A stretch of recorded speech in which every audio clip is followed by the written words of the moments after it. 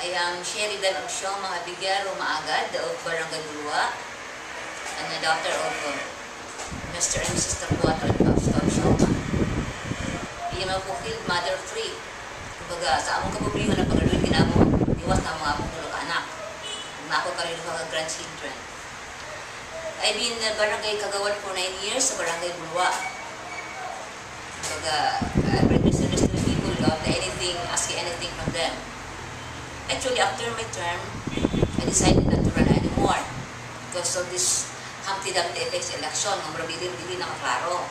Pero when I met Attorney Abu Halam, this guys, sa LP sa Cagayan de Oro, kumbaga, na-feel na ko nga we share something common, which is change. Everyone is claiming for change sa Cagayan de Oro, not just sa Cagayan de Oro, pero sa tibuok, sa Pilipinas.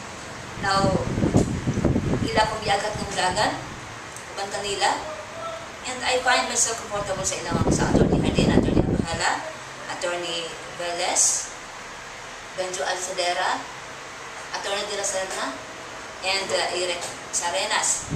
So, sa akong desisyon before nga dili ko mudagan, pag-usap, pero tungod kinakita na ako nga, kanila ang ipagitan na akong mga tao, kumbaga, associated with good intention and good faith. Ang ilang pagdagan, ang ako sa interest is pariho, interest for the people. So, kiuban ko kanila, bisan sa akong kapublihon. And I hope nga, nakita sa ako nga sa akong kapublihon, nila tubog yung i-accommodate, kaysa tanuod lang sa tanan gid na mga nangdagan is ako siguro ang pinakaubos. Ayaw ma-plain housewife.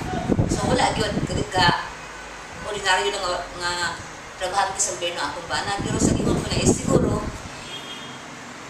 kung gusto silang change, join us, and we will make a difference soon kung suportahan kami sa among pagpanibasong karong panahon. Thank you very much. Good day.